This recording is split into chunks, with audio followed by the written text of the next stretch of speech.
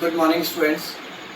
कल अपन ने सीखा था सिंगुलर और प्लूरल नाउन्स नंबर, एक वचन और बहुवचन संख्या। आज उसके आगे नया टॉपिक स्टार्ट करेंगे, मॉडल्स। मॉडल्स भी एक प्रकार की क्रियाएं होती है। जैसे वर्ब होता है, वर्ब सबसे पहले वर्ब का मतलब पता होना चाहिए आपको कि वर्ब होती क्या है। वर्ब यानी क्रिया। जैसे हम जो खाना खाते हैं, सोते हैं, बैठते हैं, उठते हैं, जिसमें भी मूवमेंट्स होते हैं वो सब क्रियाएं कहलाती है। उसी प्रकार मॉडल्स भी, जब सेंटेंस के अंदर किसी मॉडल को जोड़ दिया जाता है तो वह एक क्रिया का काम करता है। जैसे डेली वे में अपन एक बात सोचें तो एग्जांपल लें तो एक होता है मॉडल, MODAL मॉडल, और एक होता है MODEL मॉडल। मॉडल तो वह होते हैं जो अभिनेत्री होते हैं, यानी फिल्म स्टार्स, जैसे Salman Khan, Shahrukh Khan etcetera.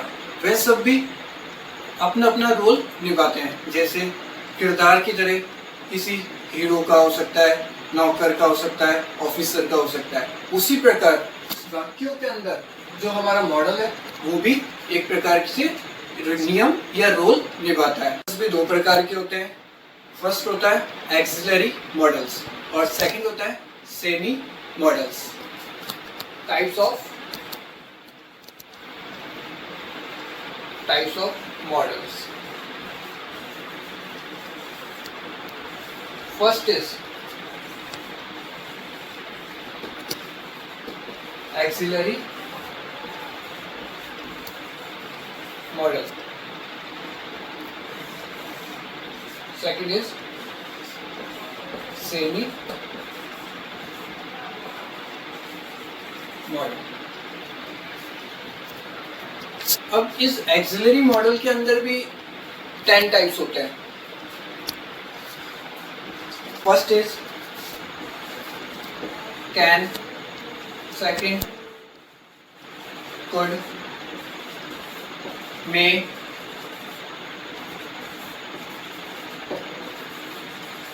might,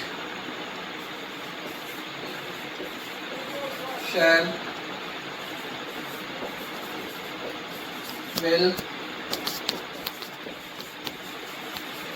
would, should,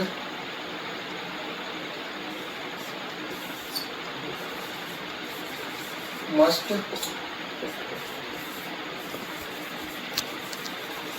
ortho. ये तो थे 10 मॉडल्स। अब इसके बाद में कुछ सेमी मॉडल्स, इसके बाद में आते हैं सेमी मॉडल्स। सेमी मॉडल्स को भी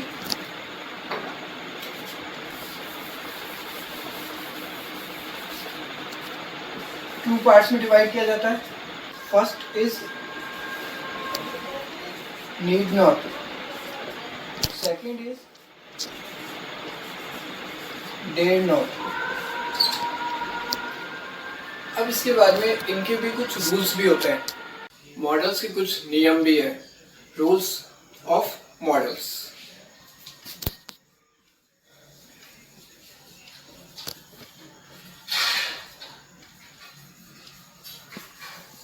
first rule, after model use bare infinitive verb। second rule है make a sentence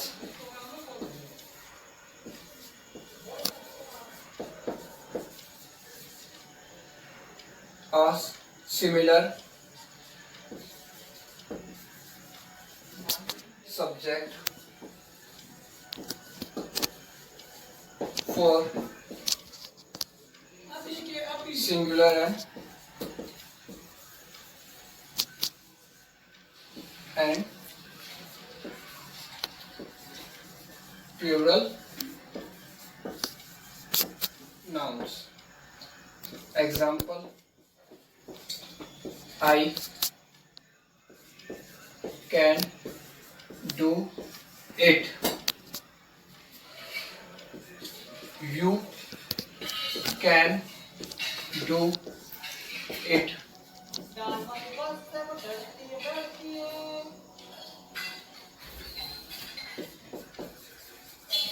they can do it. Rule number first. After model, use pair infinitive words.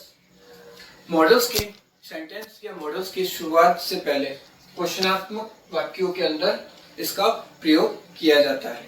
Rule number second, make a sentence similar subject for singular and plural noun.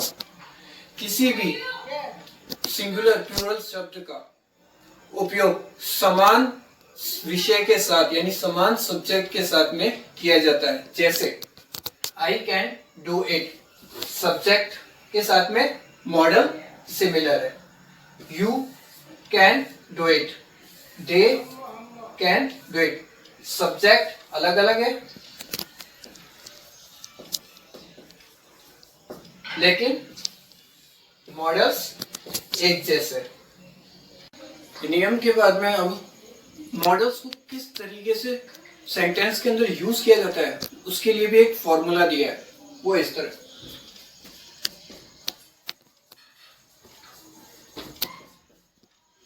Subject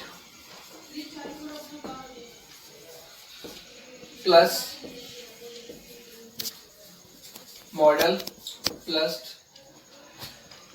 verb की first form plus object. हमेशा model का use second number पे होता है, subject से बाद में और वर्ब की फर्स्ट फॉर्म के साथ में मॉडल्स का प्रयोग किया जाता है। एग्जाम्पल,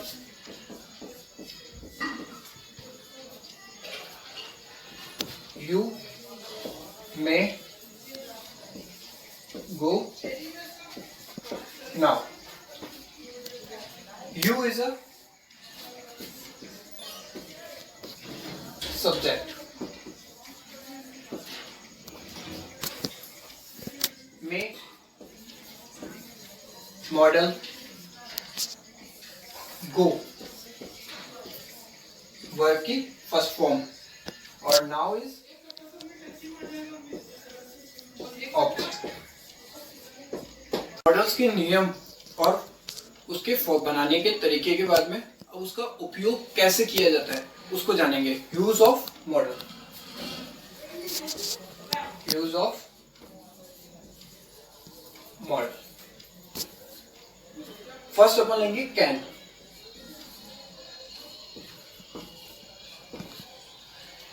कैन का यूज किया जाता है प्रेजेंट के अंदर हमेशा पॉसिबिलिटी के लिए या फिर कैपेबिलिटी, एबिलिटी या फिर प्रोबेबिलिटी के लिए, यानी संभावना के साथ में।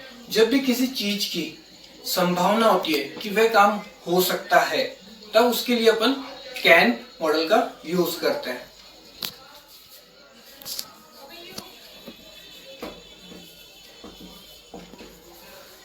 Ability second, capability third, present, permission fourth,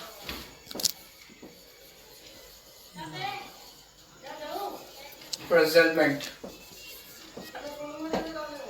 आदि के लिए अपन कैन का यूज करते हैं। कैन का यूज एबिलिटी के साथ में करेंगे, कैपेबिलिटी के साथ में करेंगे, प्रेजेंट परमिशन के लिए और प्रेजेंटमेंट के लिए। एबिलिटी के साथ use example, can I use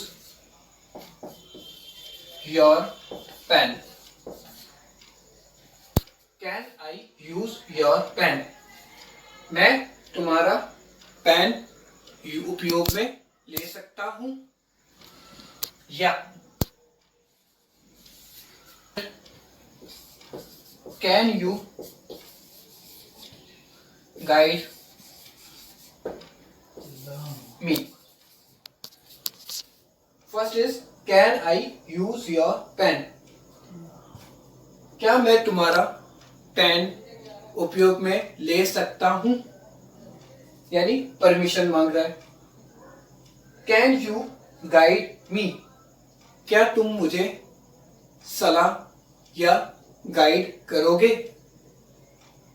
या कर सकते हो? क्या तुम मुझे गाइड कर सकते हो?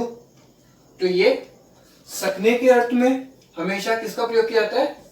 CN कैन का यूज सकने के साथ किया जाता है। कैन के बाद सेकंड आता है could.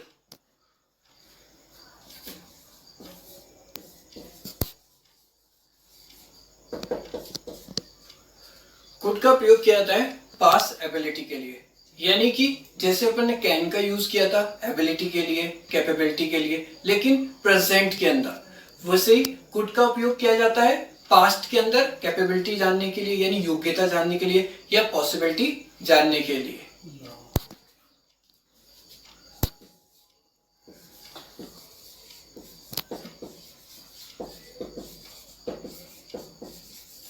Pass ability, second capability के लिए। पास्ट की योग्यता जानने के लिए, उसकी क्षमताओं को जानने के लिए हम कुड का प्रयोग करते हैं। इसके एग्जांपल्स है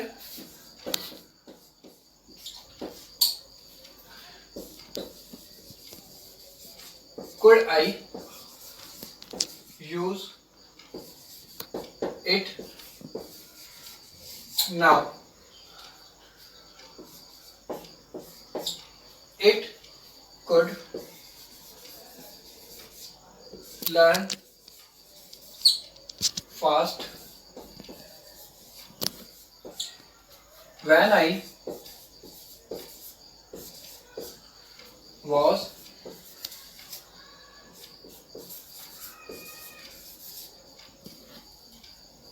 young.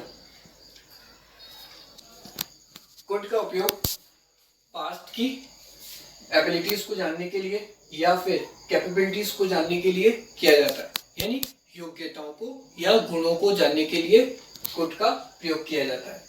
Example, could I use it now? मैं उसका उपयोग कर सकता हूं अभी। या फिर I could learn fast when I was young? मैं सीख सकता था जल्दी से जब मैं युवा था। कैन और कुड को सीखने के बाद अब सीखेंगे नया मॉडल माई।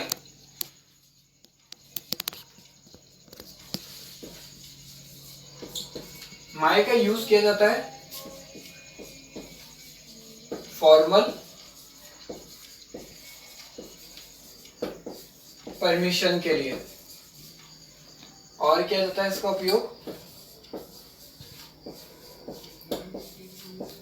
पॉसिबिलिटी के लिए, विश या ब्लेस के लिए, या फिर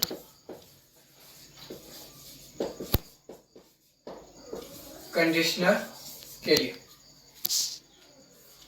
मे का उपयोग फॉर्मल परमिशन यानी औपचारिक आज्ञाओं को मांगने के लिए किया जाता है, साथ ही पॉसिबिलिटी यानी संभावना के लिए किया जाता है, विश यानी इच्छा के लिए किया जाता है, ब्लेसिंग के लिए किया जाता है, या फिर कंडीशनल किसी भी सिचुएशन या कंडीशन स्थिति के लिए मे का उपयोग किया जाता है। Example,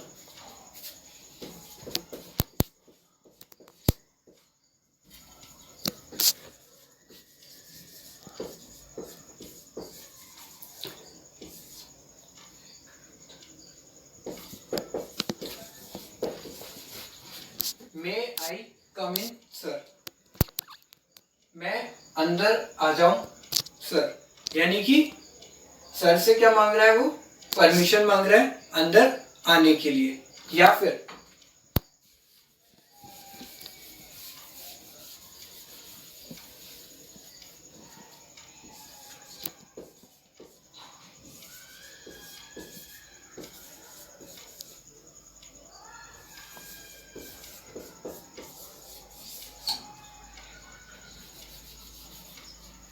may God bless you, भगवान तुम्हें सुरक्षित या स्वस्थ रखे।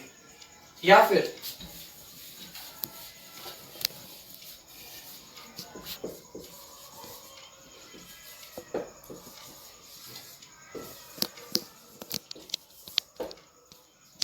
मे यू लिव लॉन्ग, तुम लंबे समय तक जीवन व्यापन करो। यूज ऑफ मे के बाद में अब नया मॉडल स्टार्ट करेंगे, माइट। माइट का यूज किया जाता है रिमोटेड परमिशंस के लिए, यानी कि या फिर अपन किसी से आज्ञा लेते हैं या किसी से सीन संभावना, यानी कि नॉर्मल पॉसिबिलिटीज के लिए, यानी कि थोड़ी सी पॉसिबिलिटी है किसी चीज के होने की, तो उसके लिए अपन माइट का प्रयोग करते हैं।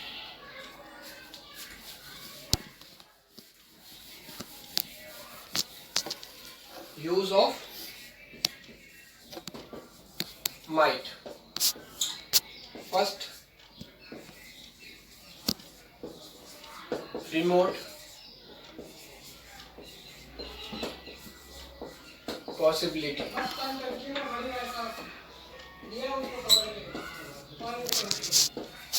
परमिशन या फिर कैजुअल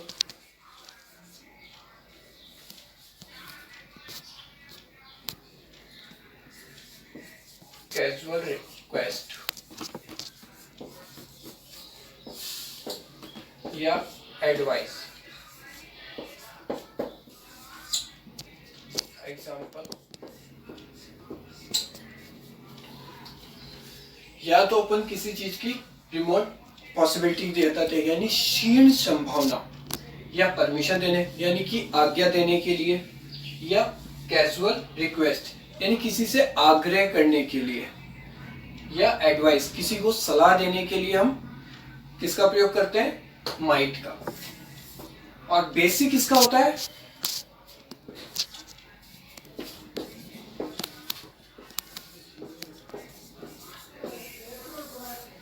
कमांड देने के, कमांड किसी भी चीज को निर्देशित करने में। जैसे मैंने कहा यू मे गो नाउ, तुम यहां से चले जाओ। Example, come now. हमने रिमोट पॉसिबिलिटी की बात करी थी कि क्षीण संभावना के लिए। तो एग्जाम्पल है, द लास्ट बस has gone so he might come now. Last बस जो थी वो जा चुकी है, अब भी तुम आ जाओ। यानी बस तो जा चुकी है लेकिन संभावना है, अभी भी टाइम है कि तुम आ जाओ तो बस शायद पकड़ सको। माइट मॉडल के बाद में नेक्स्ट मॉडल आता है शैल और विल। शैल और विल दोनों एक जैसे ही होते हैं, बस इसका यूज अलग अलग सब्जेक्ट के साथ में किया जाता है। शैल का यूज किया जाता है यू, ही, शी के साथ में, जबकि विल का प्रयोग किया जाता है आई और वी के साथ में। दोनों के अंदर किसी को प्रॉमिस करने के लिए, डिटर्मिनेशन के लिए या इंस्ट्रक्शन के लिए इसका यूज किया जाता है। किसी को भी अपन जैसे वादा करते हैं या दृढ़ निश्चय करते हैं किसी चीज का, या किसी की अपनी इच्छा को बताने के लिए शैल और विल दोनों का प्रयोग किया जाता है।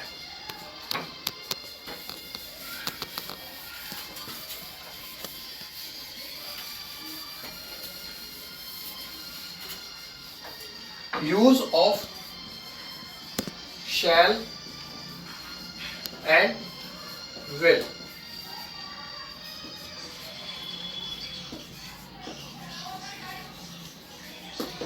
promise,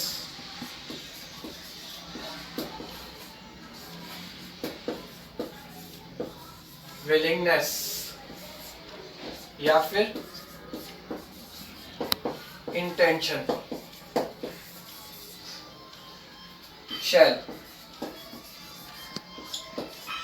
you, he, she, it, they। will, I और we। Use of shall and will, promise करने के लिए, यानी किसी को वादा करने के लिए हम शैल और विल दोनों का यूज करते हैं। विलगरनेस के लिए, किसी को बताने के लिए या अपनी बात को कहने के लिए, या फिर इंस्ट्रक्शन यानी अपने इरादे को बताने के लिए या दृढ़ निश्चितता को बताने के लिए हम शैल विल का यूज करते हैं। जबकि शैल का use you, he, she, it, they subject के साथ में किया जाता है, जबकि विल का प्रयोग आई और वी के साथ में किया जाता है। इन विल और शैल के कुछ एग्जाम्पल्स भी हैं।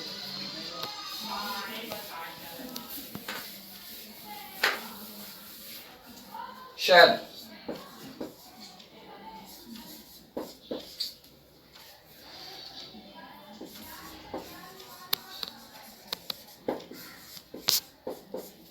you shall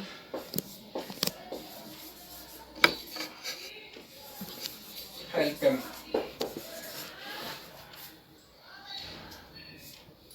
He shall buy a car.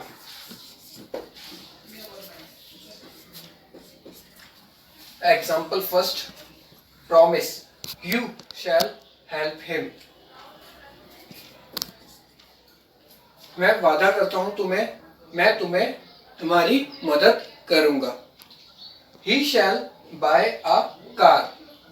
वह कार खरीदेगा। सेम इसी के विल के भी कुछ एग्जांपल्स हैं।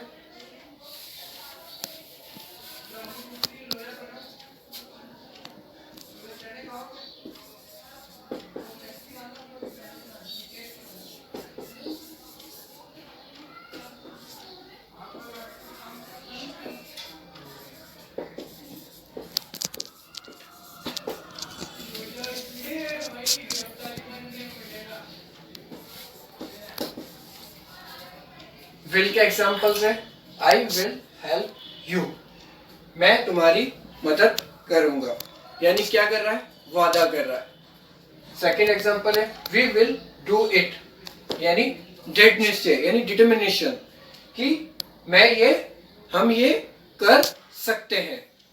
क्या है, हम ये कर सकते हैं।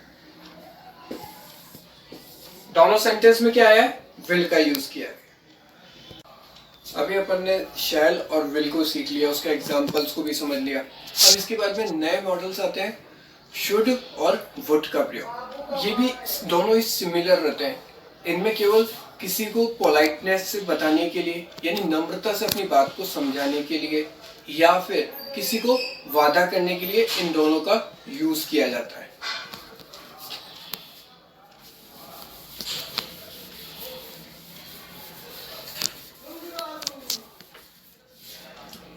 Use of should and would.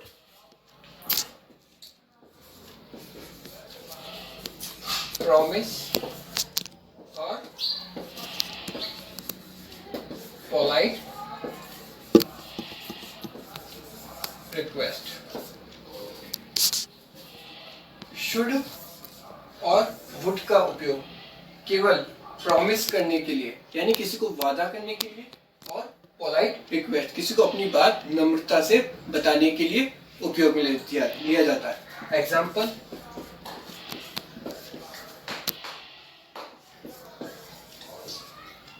You should stay home.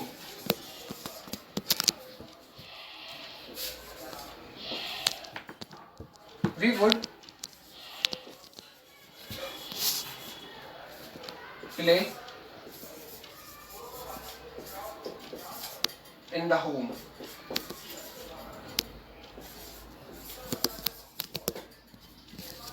Example, you should stay home. तुम्हें घर में ही रहना चाहिए। We would play in the home. तुम्हें अपने घर में ही खेलना चाहिए। केवल इन दोनों के लिए इसका उपयोग किया जाता है। इसके बाद नेक्स्ट मॉडल है मस्ट। मस्ट का जो प्रयोग किया जाता है वो किसी भी ऑब्लिगेशंस के साथ में, यानी बाध्यता के साथ में, यानी ड्यूटीज के साथ में, या किसी भी ऑर्डर के साथ में, परमिशन के साथ में इसका प्रयोग किया जाता है। यानी जो भी काम अनिवार्य रूप से बाध्य हैं, यानी करने ही पड़ेंगे, उन सब के साथ में मस्ट का प्रयोग किया जाता है। साथ ही मॉरल ड्यूटीज के लिए, और सेम इसी की तरह ही ऑर्थो का प्रयोग भी नैतिक कर्तव्य यानी मॉरल ड्यूटीज के साथ में किया जाता है।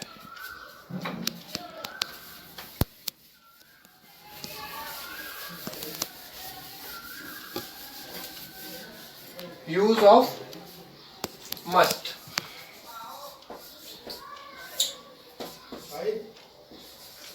ऑब्लिगेशन, ऑब्लिगेशंस, ड्यूटी या फिर स्ट्रॉन्ग पॉसिबिलिटी या advice. Use of might must का यूज किया जाता है ऑब्लिगेशन यानी बाध्यताओं के लिए, ड्यूटी यानी कर्तव्यों के लिए, स्ट्रॉन्ग पॉसिबिलिटी यानी आवश्यक संभावना यानी जरूरी संभावना के लिए, या एडवाइस या किसी को सलाह देने के लिए मस्ट का मॉडल का यूज किया जाता है। एग्जाम्पल,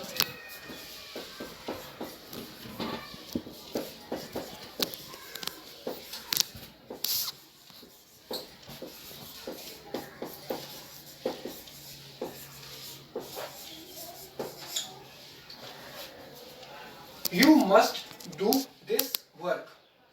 तुम्हें ये काम करना चाहिए, यानी कि क्या है, करना है उसे काम, यानी अनिवार्य हो गया, यानी कि स्ट्रॉन्ग पॉसिबिलिटी हो गई, और करना चाहिए यानी एडवाइस भी आ गई इसके अंदर, और उसका काम करना क्या हो गया, उसका ड्यूटी हो गई यानी उसका कर्तव्य भी आ गया। अब इन तीनों के ऊपर अप्लाई क्या हो रहा है, उसका ऑब्लिगेशन, कि उसका ये करना उसके लिए बाध्य है। इसी तरह सेम नेक्स्ट अपना आता है मॉडल ऑर्थो।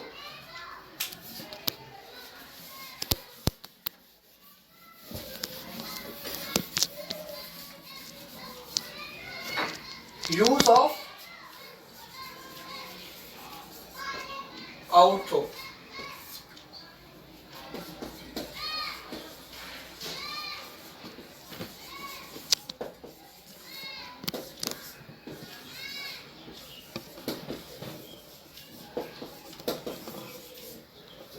मैंने पहले भी बताया कि सेम मस्ट की तरह ही ऑर्थो का भी प्रयोग किया जाता है मॉरल ड्यूटियों के अंदर और ऑब्लिगेशंस के अंदर, यानी नैतिक कर्तव्य, जो हमारे जो मूल कर्तव्य हमारे जो करने ही है, हमारे लिए आवश्यक है वो कार्य, वो सारे मॉरल ड्यूटीज के अंदर आ जाते हैं। और ऑब्लिगेशन यानी ये सब करना बाध्य है, यानी करना बहुत जरूरी है। ऑर्थो के कुछ एग्जाम्पल है,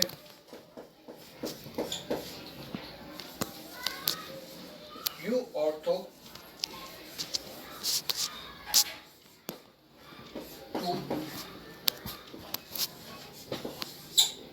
go now। तुम यहाँ से चले जाओ। क्या कह रहा है वो, you ortho to go now, तुम अब यहाँ से चले जाओ, यानी क्या कह दिया उसने, उसको इस काम के लिए उसने बाध्य कर दिया, तुम यहाँ से चले जाओ।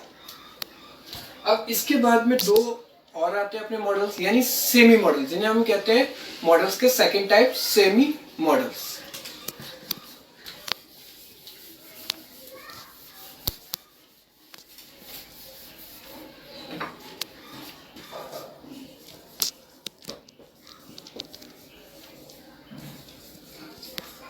सेमी मॉडल्स को दो भागों में डिवाइड किया जाता है। एक होता है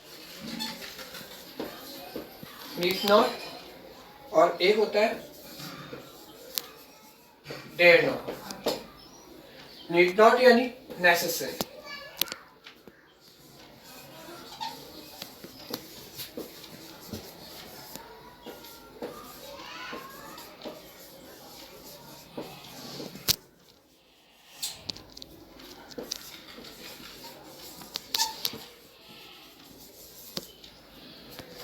नीड नॉट, नेसेसरी का मीन्स होता है अनिवार्य, जबकि नीड नॉट में यूज किया जाता है अननेसेसरी, यानी जो काम हमारे लिए आवश्यक ना हो, यानी क्या नहीं हो, अनिवार्य नहीं, अनिवार्य। और सेकंड होता है डेयर नॉट, डेयर नॉट यानी जिसमें करेज की बात नहीं हो, यानी वीरता या साहस, वीरता या साहस, साहस की बात ना हो, उसके लिए हम डेयर नॉट का प्रयोग करते हैं। एग्जाम्पल,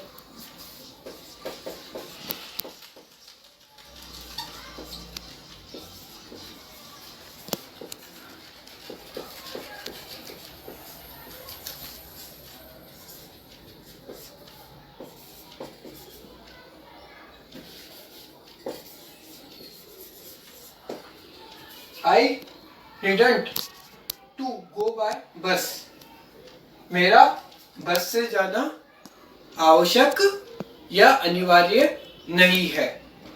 सेम ऐसे ही अगर डेयर नॉट की बात करें,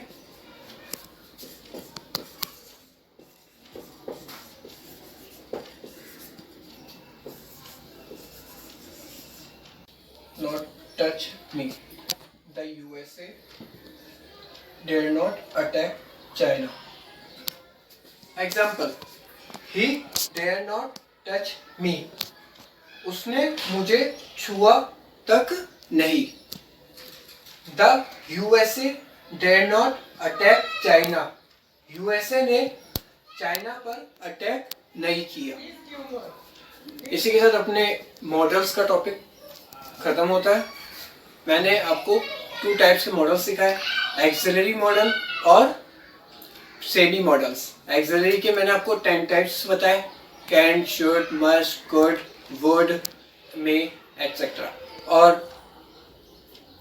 सेमी मॉडल्स के अंदर मैंने आपको 2 टाइप्स बताए, एक तो नीड नॉट, एक डेयर नॉट। इसके आगे अब आगे के अपन सेंटेंस पे क्वेश्चंस बनाना और आगे के नए टॉपिक्स नेक्स्ट वीडियो में सीखेंगे। Thank you.